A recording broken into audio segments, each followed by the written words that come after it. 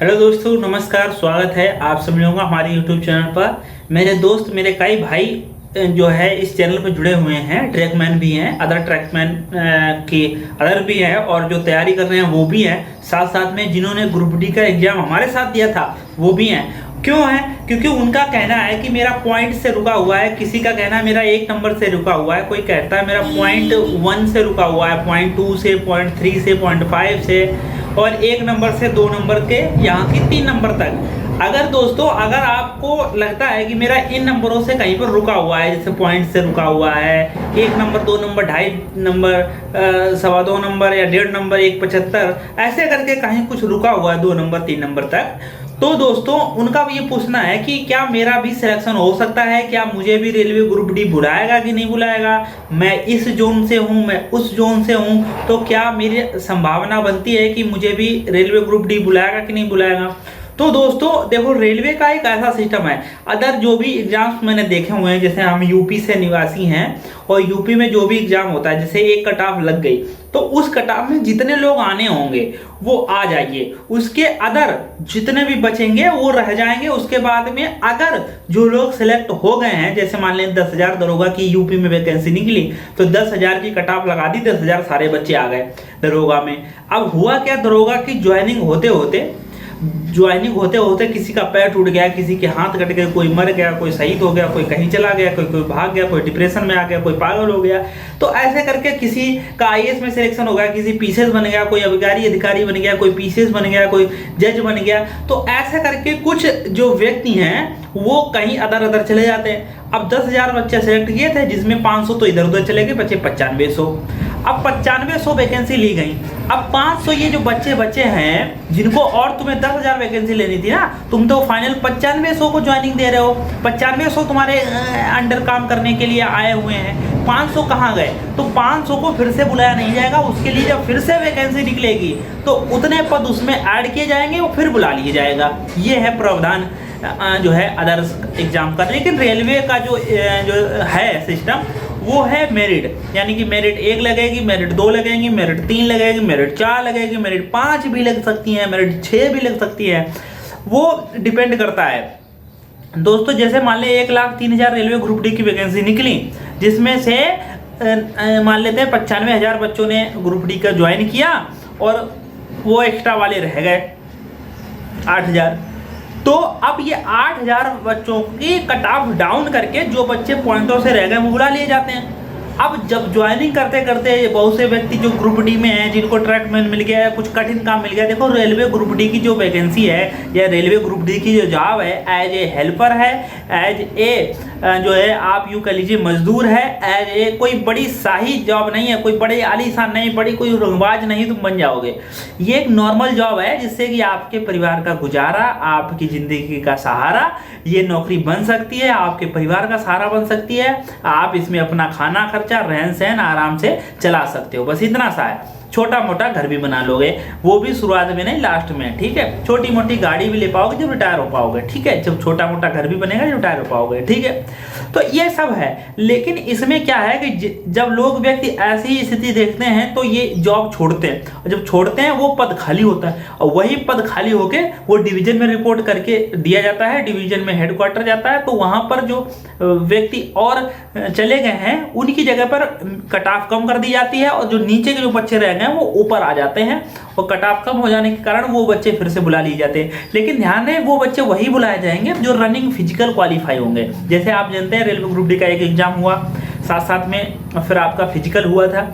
तो railway group D और जिन्होंने फिजिकल क्वालिफाई कर रखा है उनकी मेरिट डाउन होगी, उनको फिर से बुलाया जाएगा मेडिकल के लिए और डीवी के लिए।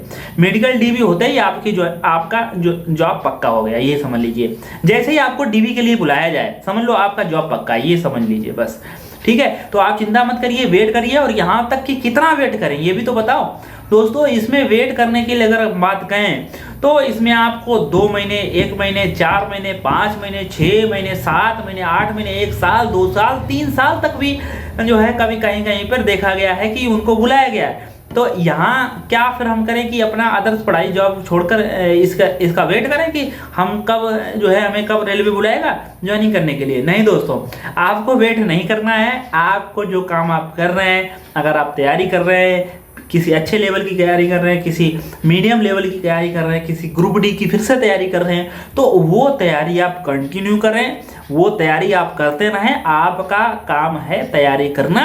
और जॉब लगना लगाना किसका काम है? फिर जॉब लगना लगाना परिस्थिति, स्थिति, और आप यूँ कह लीजिए भगवान, या यूँ कह लीजिए नेचर, ये प्रकृति का काम है। हमारा काम है मेहनत करना। आप यूँ समझ लीजिए हमारा काम मेहनत करना, और हम मेहनत करते जाएंगे। हमारा जब नंबर आएगा तो अपने आप से ही जॉब लग जाएगी। दोस्तों मुझे यकीन नहीं था मैं भी ग्रुप डी में ज्वाइन हो सकता था कि नहीं हो सकता था, मुझे यकीन नहीं था। हालांकि पता था कि पेपर तो निकल जाएगा, पेपर निकाल सकते हैं, क्योंकि इस लेवल की पढ़ाई आ चुकी थी तैयारी करते करते।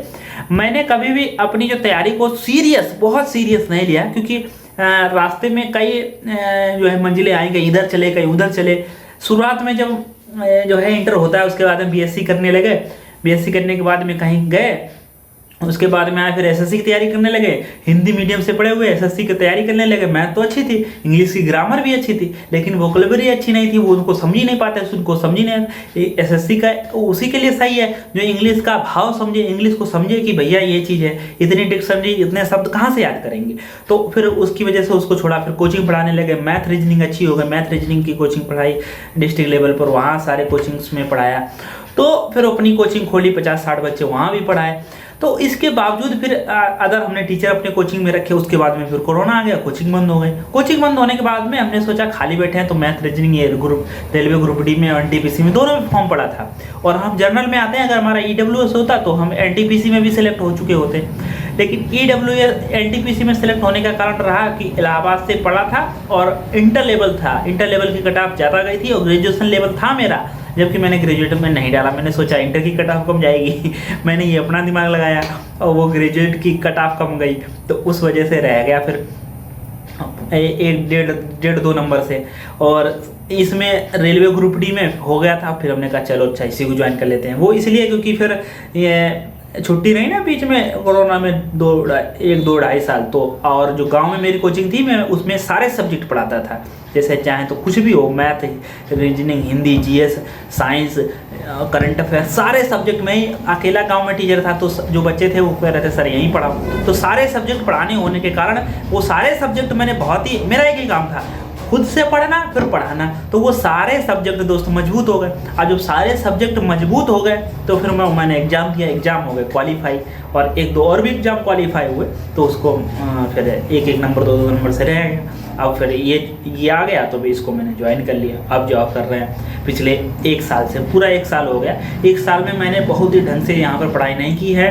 कहीं देश की ये चीज़ें हैं, वो चीज़ें, जॉब लगने के बाद में थोड़ी स्थिति, मैं भी थोड़ा सा ढीला हो गया हूँ। लेकिन अब सोच रहा हूँ थोड़ा पढ़ाई को और टाइट करूँ। इस पोस्ट को मुझे बदलना चाहिए, क्योंकि ये पोस्ट जो है मुझे सही जो है अपने आत्मसम्मान के लिए सही नहीं लग रही है, ईमानदारी से बताएं तो। ठीक है, तो इसको मुझे चेंज करना चाहिए, ऐसा मुझे अंदर से लग रहा है। और जो भी ट्रैक मैन है उनको भी लग रहा होगा, वो भी अपनी मेहनत करें। बस मेहनत के बीच में बहुत सारे रोड़े आ जाते हैं यार दोस्त, क्या होता है, ज़िंदगी है, सब कुछ देखना पड़ता है। क्या ही कहें अब जब आप अपने सामने आएंगे तो खुद ही देखेंगे जॉब लगने के बाद में कितना ईंचा खींची होती है।